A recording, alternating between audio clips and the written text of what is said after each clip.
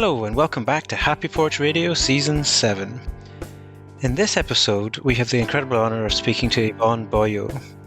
Ivonne is the CEO and Digital Director of the Circular Economy Foundation in Amsterdam. And their mission is to double global circularity to roughly 17% by 2032 to avoid climate breakdown. And after more than 2 decades of startup life, Ivonne has chosen to join Circular Economy and contribute to this mission by leveraging technology and developing online platforms for nations, cities, and businesses to support their journey towards a circular economy. Emily, I once again really enjoyed this conversation. Ivonne's story of how she changed career from the startup world to working on this vital work I thought was pretty inspiring. Yeah, she talked about once you sort of see something, you can't unsee it. But I actually think lots of people choose not to see it or choose to ignore it if they have seen it. And it's easier to continue down the path that you're on. But yeah, Ivonne didn't do that. And that is really inspiring. And especially, given how much of an advocate she is for circular economy now, it feels like the transition is complete. She's on our side. Yeah, really inspiring. And also so interesting to hear about all the things that she's now a part of, all the things that the Circular Economy Foundation are supporting and striving for. Yeah, really interesting stuff. Yeah, the Circular Economy Foundation is one of those organizations who are really driving circularity forward. Their Circular Economy Gap Report is the biggest global sort of summary or analysis or deep dive into what circularity globally, and the way she talked about building on that and the other work that Circular Economy Foundation are doing or have done over the last dozen years, and how she's bringing her technical skills and her past experiences to working out the best ways to really scale out that knowledge using digital technology and the platforms in a sensible, aligned, context-sensitive way, which is something that I'm really passionate about. I just love the fact that we're able to share her story and also a little taster into the work that the foundation does. Yeah, I mean, that simple fact of taking the skills that you already have and using them in this sort of impactful environment. Again, it made it sound simple, but it's not. And it's really, you said as we were talking to Ivonne, let's get a poster with that written on, because that is everything that we need in this moment. 100%. And so without any further ado, let's meet Ivonne. Hi, my name is Ivonne Bojoh. I work as COO and Director Digital at Circular Economy, which is a foundation based in the Netherlands. Now, COO and Director Digital is a new combination at the foundation because we believe that technology can enable us to increase our impact. So really happy to come in here and share more about that and how I ended up here. Awesome. Thank you so much and welcome to HappyPorch Radio. Thank you. Thanks for having me. So one of the things that we've touched on or that you've already started to introduce there is the idea that Circular Economy, the foundation, covers a huge, multifaceted, beautifully meaty problem. And I want to try and explore that a little bit in this conversation. But to start us off, why don't you tell us a little bit about why you do this work and what led you to this point in your career? That's a personal journey, Barry. So what happened was that I'm half Dutch, half Indonesian. I was born in the Netherlands. And then as a family, we moved to Indonesia in the 80s. And living there, seeing how nature is everywhere, really as a child, I really appreciated nature a lot. Now, fast forward to being an adult, I realized that there were some moments in my childhood that I asked myself questions about the environment. And an example was that I saw trash being burned and that would create black smoke. And I wondered how healthy that was. But as a child, I didn't think anything of it. But that's just one of the memories that I had. And another memory was that I saw baby diapers for the first time, realizing what they were. And I asked my mother, if every baby has multiple diapers a day, what happens to all these diapers? And there's just little questions about trash that were always lingering in my mind, but never did anything with it. So I went on like everyone else did, go to school, get your first job. And I've been in startup life all my life. And I've always built and scaled up technology companies. And the last startup that I founded was in Singapore. And I was living there with my husband for quite some years. And the difference that I saw in Southeast Asia versus the Southeast Asia that I knew as a child really was very visible, looking at trash in the ocean along every single road, the very busy major cities around Southeast Asia. And at some point, I thought, all this trash and all this growing middle class is something that I'm contributing to with my last startup, which was to compare financial services. And I thought, with 25 years of knowledge of scale ups and startups, shouldn't I be thinking of something technology based that could actually help eliminate or resolve some of these global environmental and societal issues? And that happened particularly when we were at a beach and we saw waves come in and it was early morning sun and you could actually see trash through those waves.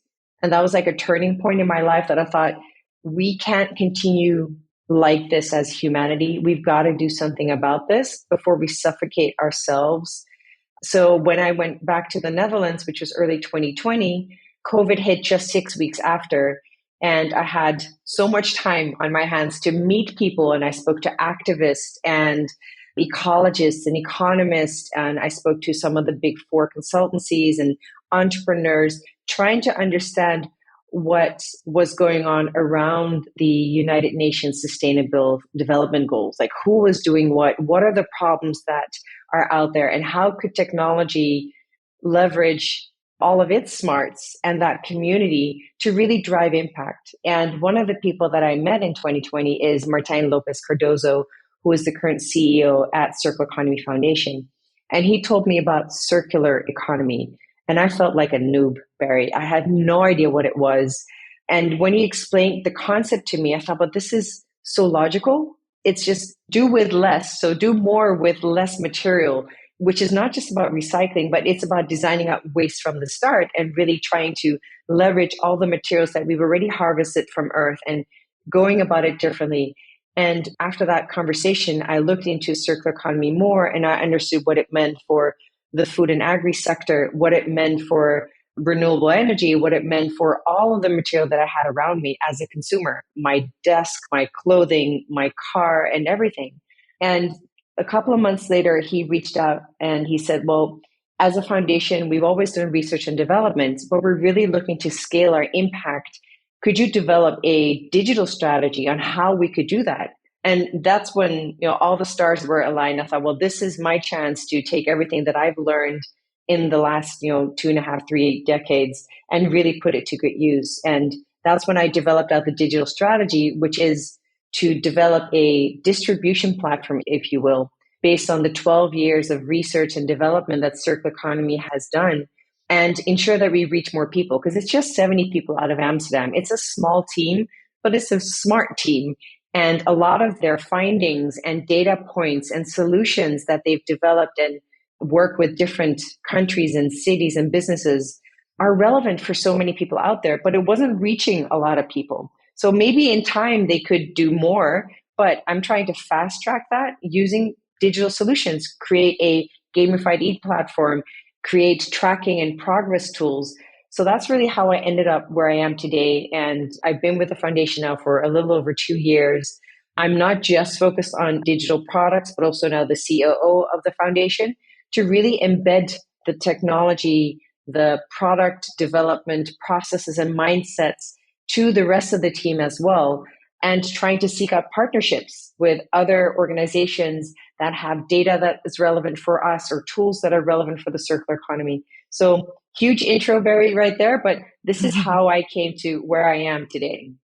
Thank you for sharing that story, Yvonne. I love to hear people's origin stories, especially in this space. It's like often it comes from a really personal place or a specific incident or something emotive.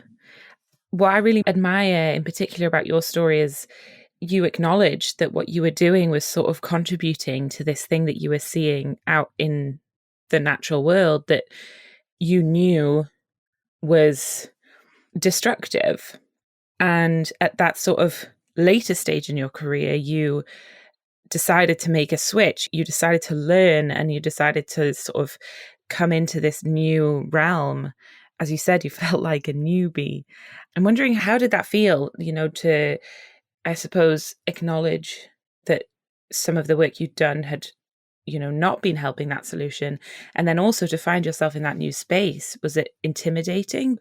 That seems like a really challenging thing to do from my perspective. Can I say all of the above? Because that's Yeah. the transformation phase that you go through. And when you realize that what you've done does not contribute to a positive outlook on the future, it's something that you can't unsee. So once you know that what's needed is different, what you've done is not the best thing, you can't go back and say, well, I'm just going to ignore that lesson. I'm just going to ignore that insight and that knowledge and seeing the other side of this. So it really felt like going through a revolving door where there's no way back, if you know what I mean. Like you go through this tunnel and you're like, okay, I'm out at the other end, but there's so much to learn. And I think maybe to my advantage, I'm still doing what I've always done, which is building, scaling, using technology, but I'm just doing it for a different purpose. So in that sense, I still feel very comfortable in what I'm doing when it comes to applying my skills, the responsibilities that I have. That's all very familiar. It's just in a different space for something else. And if I look at my last company that I co-founded, we were building a platform to distribute knowledge about financial products. Now, just take like a 30,000 foot look at that. It's not very different what I'm trying to do here. I'm trying to, again, build a platform to enable people to make decisions and enable them with knowledge and tools to make those decisions. So the mechanics are the same. The content is different.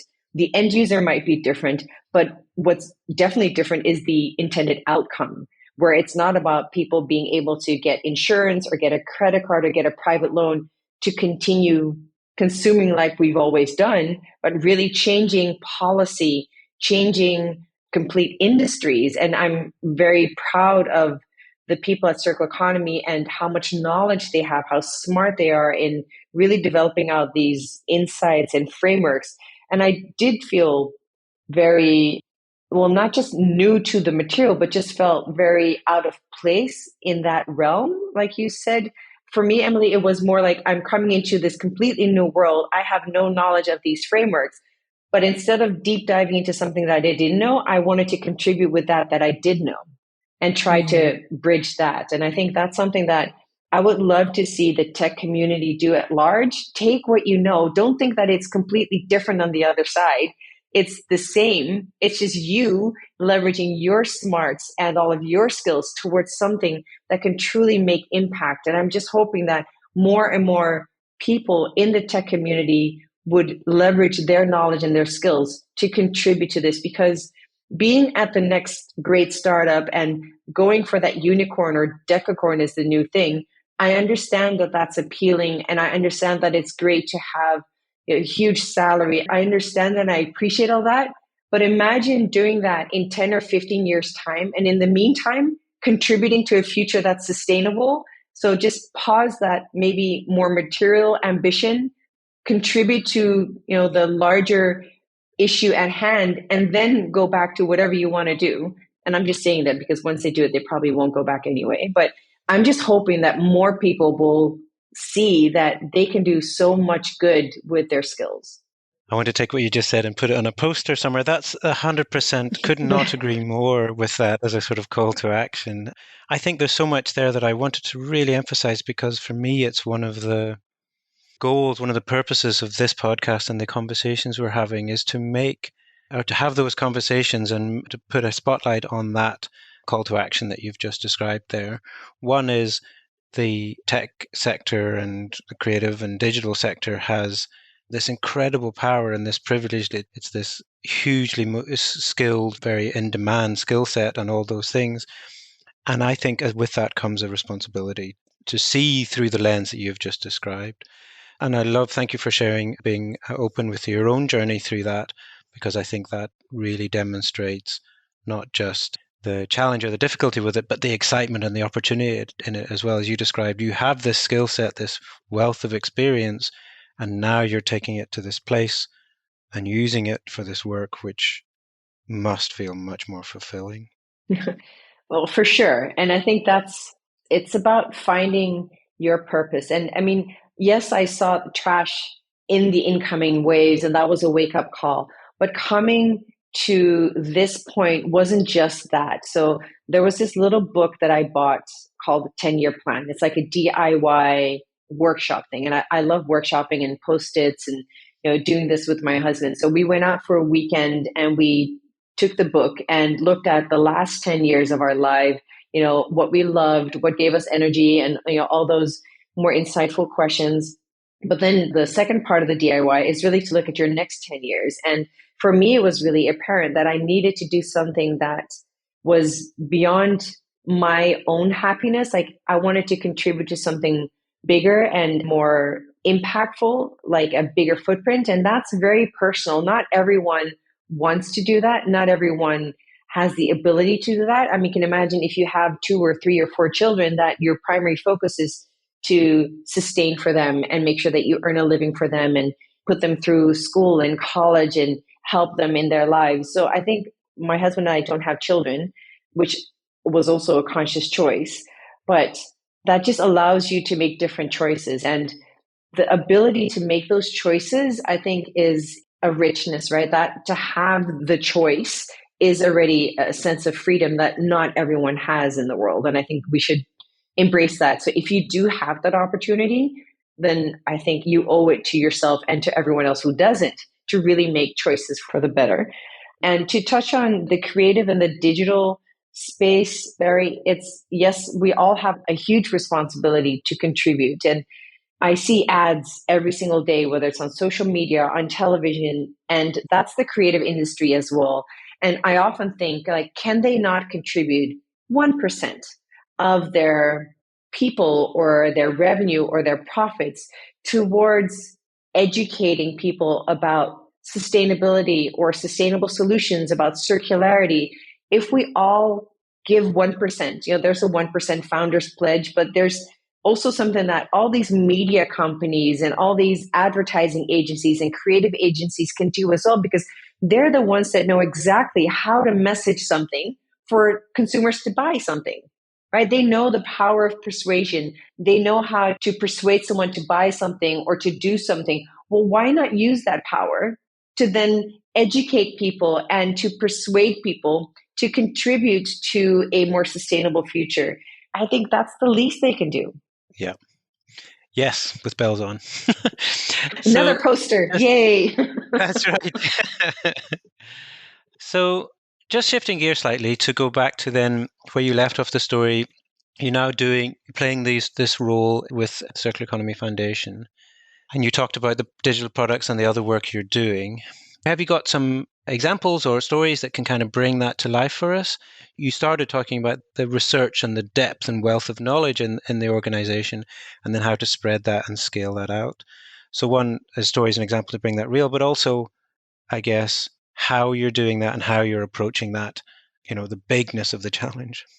So Circular Economy has an annual report called Circularity Gap Report. And Circularity Gap Report measures the global economy and defines how circular it is. So based on research, data analysis, it then generates a report and brings out this big number. And it probably won't surprise you that the number is not where it should be. So the report that we brought out 2 years ago was that the global economy is 8.6% circular, which means that there is 91% of material that we harvest and we use it and we discard it in some shape or form, but we don't reuse it. And that's not just recycling. It can be any form of circular economy, so which is reduce, extend its use. Of course, recycling is the last one, but also to repurpose material. So there's all these different R's in the R framework of circular economy that enables you to use materials that have been harvested and repurpose it. Now, the Circularity Gap Report is something that we present in the week of Davos, World Economic Forum Davos in January. And we redid the calculations last year and presented it in January of this year. And we've gone down. So from 8.6, we've now gone down to 7.2%. Now, can you compare these reports like for like? No, because the methodologies changed. There's more data today than there was 2 years ago. So of course, it's also a moving target that we're trying to measure, but the trend is still downwards. It's not upwards. So whatever we're doing, we're still consuming more material, which is over 100 billion tons a year now. So we're consuming more and more virgin material because, of course, the global population is still growing, and we haven't changed our habits. We haven't changed our manufacturing. We haven't changed enough to be faster at circular economy versus the growing need of our population. And the report is more than just a number. So what we want to do with the Circularity Gap Report is put a number to the global economy, at the same time also give solutions. Like, the world is on fire, your house is on fire. Like, we have all been talking about that for quite some time. I think that message has landed. And we're not the doom scenario kind of foundation. We want to be very realistic, but also be giving solutions, because that's exactly what the circular economy is. It's a solution. It's a means to an end. If you look at all of the sustainable development goals, most of them can be positively impacted with circular solutions, whether it's for society, whether it's for biodiversity, whether it's for consumption, the built environment. All of the circular economy solutions contribute to these topics. So with the Circularity Gap Report, we give this number, we give the solutions, and every time we develop the report, we try to take one angle. And this time it was about how can we reduce using materials, virgin materials, and still thrive as a society. And we looked at the major systems, and that's mobility, it's food and agri, it's consumables. And these primary systems are the ones that we feel would make the biggest impact if we would actually focus and implement circular solutions there. Now, that's global. And what I thought when I first heard about it, this is great. So we all have a number, but who really feels responsible for a global number? No one's going to say, okay, I own that, take the RACI model. I'm accountable for that number. I'm going to get to work. So you have to break it down. So this is more of a awareness piece, a communication piece, something to show us, like almost like a North Star, like, guys, this is where we're at, this is where we're heading. But it becomes more relevant if you break it down to a national level.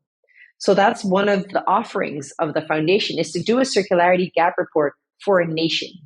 Now, that's not something that in general is commissioned by governments, but more circular economy NGOs or consultancies in that space that want that report, because then they can actually drive that change and talk to policymakers and industry leaders in that country. So up to now, we've done over 15 circularity gap reports for nations, and we've actually also done some for provinces, and we're currently doing one for all of Latin America. And now we're also taking that down to the city level. So can we do a circularity gap report for cities and enable cities? So we're trying to do that on a global level, national level, city level, and now also hopefully soon, I can't say for sure yet, but hopefully we'll know within the next 4 weeks, we'll do the first sectoral one on a global level. So we take one sector and then we do a circularity analysis of that sector, identify the areas that can change and the impact that it would have. So that's making it very tangible. And what we've seen, for example, in Prague, when we did a circularity scan of the city, is that they actually implemented policies to enable these circular solutions to be implemented and to work with industry leaders. So that's how tangible we can make it. Now, putting that into the digital space. So you can imagine that a circularity gap report for the global economy is not done overnight. It takes 9 to 12 months to do the research, come out with the report, and do the whole comms campaign around it. Now, if we want to do that faster, because we believe that we need to double global circularity by 2032 to really hit certain CO2 emission reduction targets, material use reduction targets, We need to double global circularity. And at the pace that we are going as Circular Economy Foundation itself and delivering these insights and helping these different stakeholders, it's not fast enough, which is our worst nightmare as well, right? We're trying to do the right thing, but we also know that we can't churn out faster than we're currently doing. So that's why we said, all right, how do we then use technology to speed up this process? Can we do the data analysis quicker? Can we churn out the reports quicker? And we can, but we have to build that infrastructure. And for that, we need funding. And that's, of course, where trusts and foundations, or even funding from the European Development Board or the World Bank, the European Investment Bank. So all these different funding opportunities help us do that.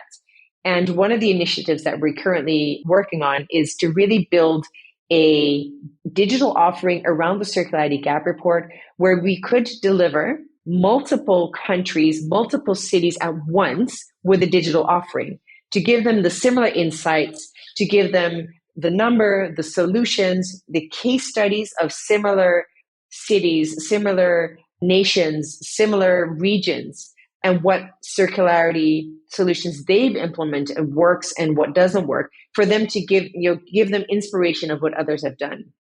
Now, that digital product is something that we're working on still. We haven't launched it, but we have already launched something similar last year.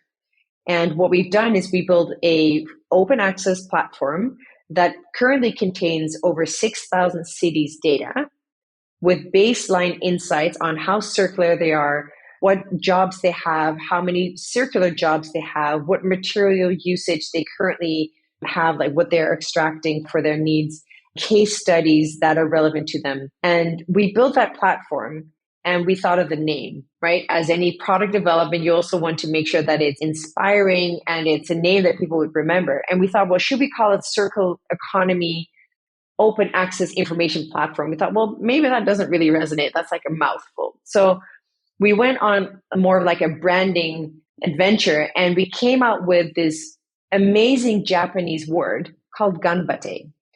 And ganbate is a Japanese word which means so much more than just a word, but it's a mindset. And ganbate means a word of encouragement. So when you are nervous about asking your fiance or your girlfriend to marry you, or whether you have this big exam or you have this challenge at work, you could be cheered on by people around you with the word ganbate, which means you can do this, make this happen, any challenge you can overcome.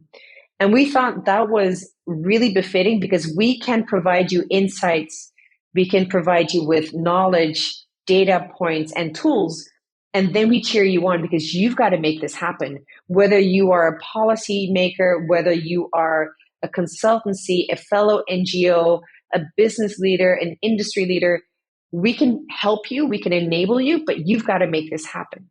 So ganbate.world, which is the URL of the platform that we launched last year, gives these cities these insights. So that's our first release. It's beta, it's not perfect, but it is the first movement that we have made towards digitizing our knowledge and giving that to everyone out there who wants to embark on their circular journey. Now, the Circularity Gap Report will be an add-on onto that. So we're really trying to build this out.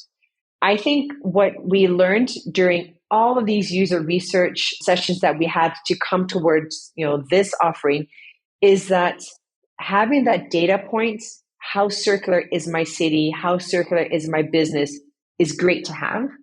But that's also when frustration kicks in, which, Emily, coming back to your point, like, how did I feel when I learned that I wasn't doing the right thing? You want to do something about it. And not knowing is then your biggest frustration. Like, what do I do next? All right, so we're not very circular. We've got to change things. I now see what is not right. Now, how do I then change policy and implement changes to my business model or get different funding? You need to understand. And that's where knowledge is the next big thing.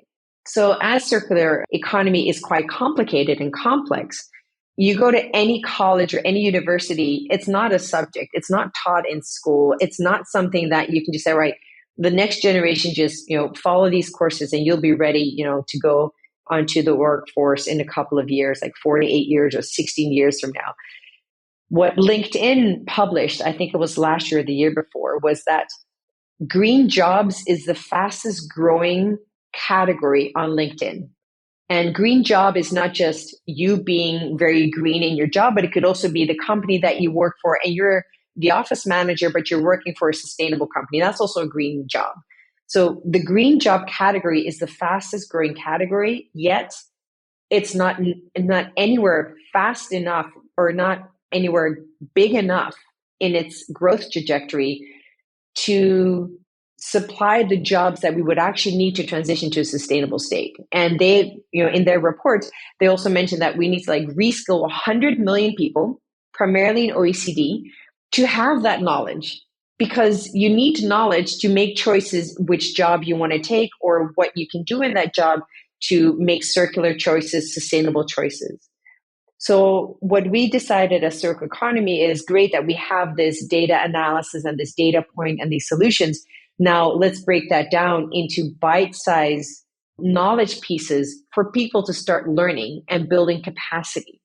And that's where we have now developed Circularity Academy, which is not a course that you would take as an individual, but rather for cohorts of people to embark on this journey together and go through capacity building and a learning experience as a group with a gamified e-platform. So we made it fun, we made it light, and it's still the relevant content. It's still the knowledge that you need to have to make decisions, but it's done in a very light fashion. And the reason why we chose that is because we want it to be something that appeals to everyone, whether you're in the global north or the global south, whether you are a mom and pop shop or an MNC, it needs to appeal to people rather than the businesses angle, right? It's about touching people's hearts, making them green and making them understand what their options are. And generally that doesn't just translate to their profession, but to them as a consumer as well.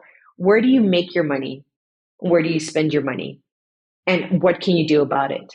So Circularity Academy is something that we're currently rolling out because it can be white labeled to anything you want to make sure that people resonate with it. And it's now being rolled out by this large program across 4 countries to enable 550 SMEs in different industries by giving them knowledge. And that's what we see as the next big thing, that technology can help people understand their options, understand what they could do. And that's what we're really excited about right now, because we can really see that this is gaining traction, that people learn from this. And the reason why we want them to do it in a group is because it's something you start talking about. My gosh, did you know that this mineral is going to run out in the next 8 years? I had no idea, but it's in my phone. So what does that mean? Well, maybe I shouldn't buy a new smartphone every 2 years. Maybe I can just repair it or just keep it for the next 4 years. So people have these conversations and talk about things that they've learned through this e-learning experience. And that's exactly what we need. We need to start talking about it. We need to start talking about it at dinner, at lunch with our friends. It needs to be something that people care about and people know that they can do something about it too. And I think once we care and once we know we have this knowledge, we'll act. And I think that's hopefully we as humanity are going to end up in the next 1 or 2 years, that we care enough, we know enough to act. That's a really long story. Yeah. But thank you for all of that. I was just thinking, one of the aims of this season is to sort of zoom out and get a big picture look at sort of how we're doing with this whole circular economy thing, because Barry and I have talked about it a lot. And it's nice to get the opportunity to speak to people who have a sort of big picture view. And what you were saying about the Circularity Gap Report and all the measurement that goes into that, that feels like exactly that sort of zooming out and looking at the big picture. I'm wondering if you could briefly touch on, a lot of the time on this podcast, we talk about how circular economy is not a simple thing. As you mentioned, it's a system, it's a systems change. That transition is not a simple, okay, instead of doing this, we now do this. There's all kind of intricacies and nuances within that. So I'm wondering if you could just briefly touch on sort of what it actually looks like to measure that, the challenges in measuring that, and if there are any sort of trends, I suppose, that are bringing you hope from those measurements? The measurement that we do on a global scale has not given us hope. What's given us hope, I think, is more that we see when we do social listening that circular economy solutions are talked about more and more, and that there's this greater understanding. I think that's one thing that does give us hope, because we know that once people understand circular solutions, that implementation follows, right? As long as people don't know about it, don't talk about it, don't acknowledge their value, it's just not going to happen. And if we look at the number of circular economy roadmaps that have now been developed by cities and nations, that to us is very hopeful. So that is something that we do measure, like how many countries have actually started with their roadmap on this. And to touch on your point, the fact that it's complicated, we try to break it down as much as possible to make it practical.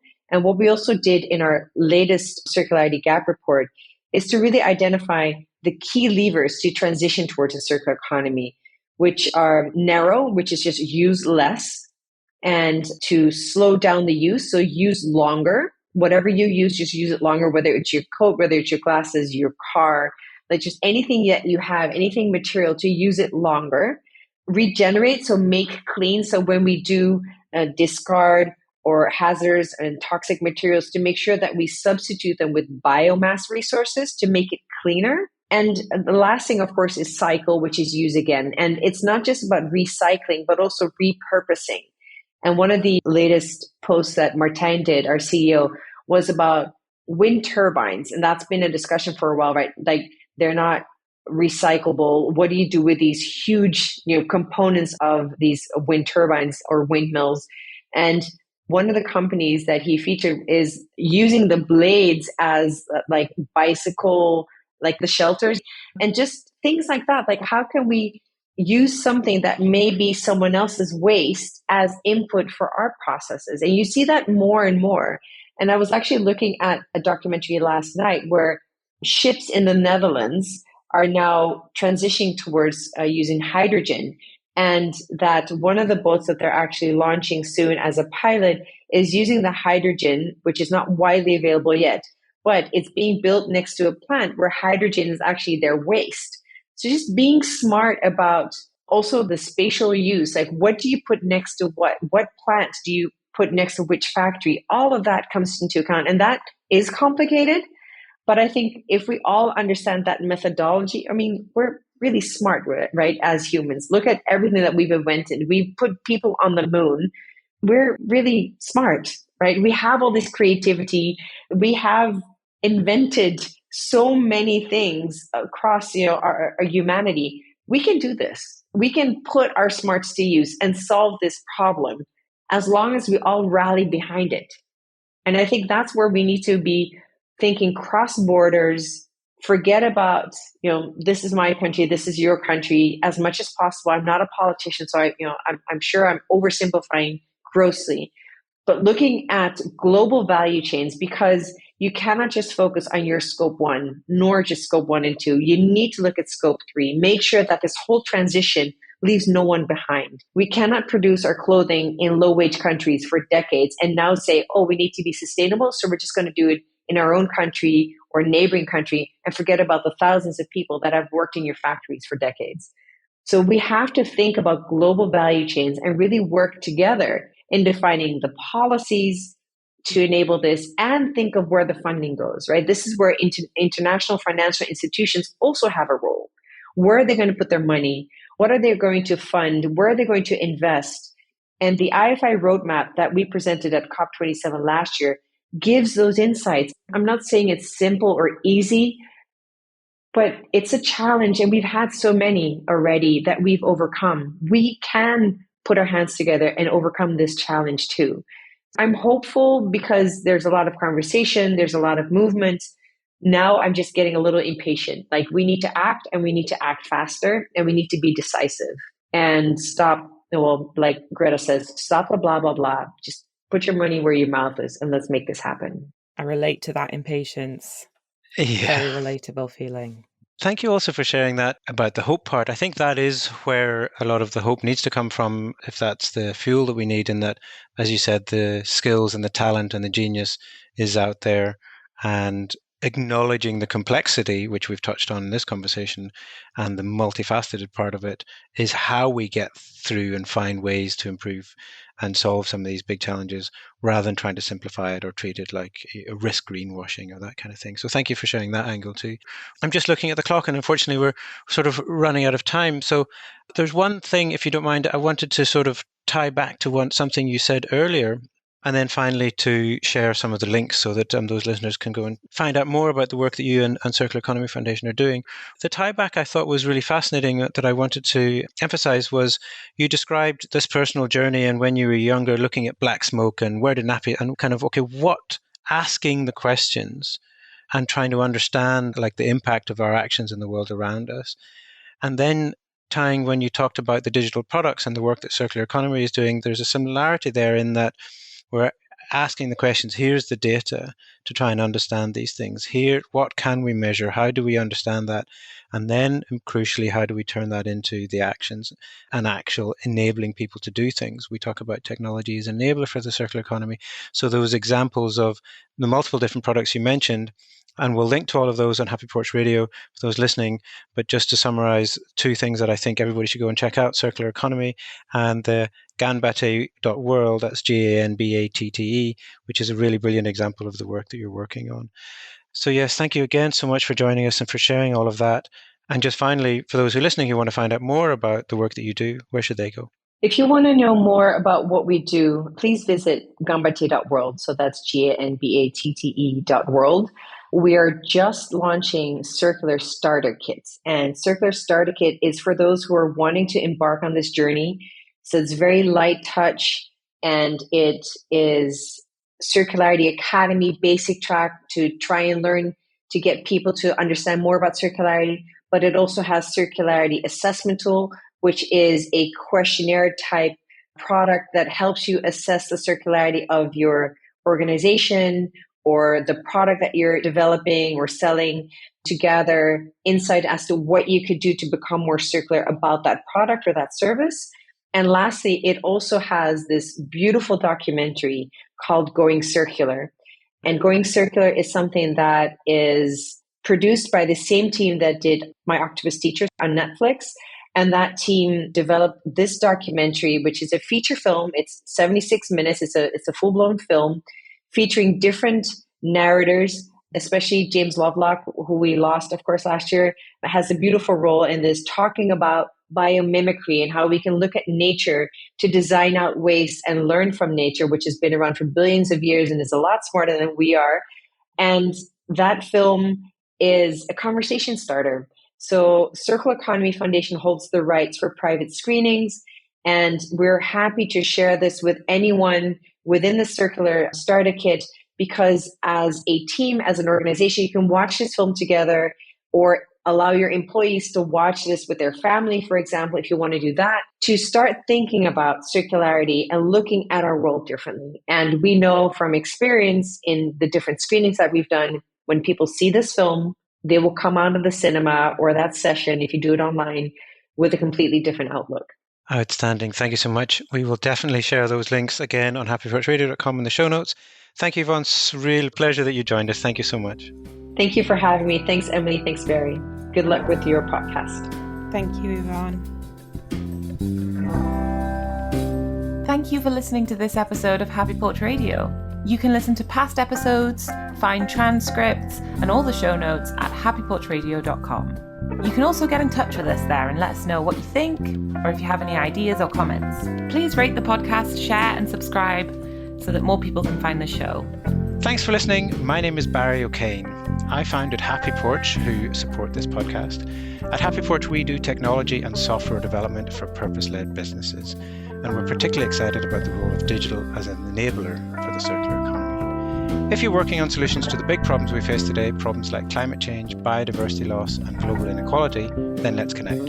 Visit happyporch.com and get in touch. And I'm Emily Swaddle, podcaster, coach, facilitator, and storyteller. You can find me on my other podcast, The Carbon Removal Show. And you can find out more about that project and everything else I do at emilyswaddle.com, where you can also subscribe to my newsletter all about rest. If you're interested in anything I do, feel free to connect. You can email me on hello@emilyswaddle.com.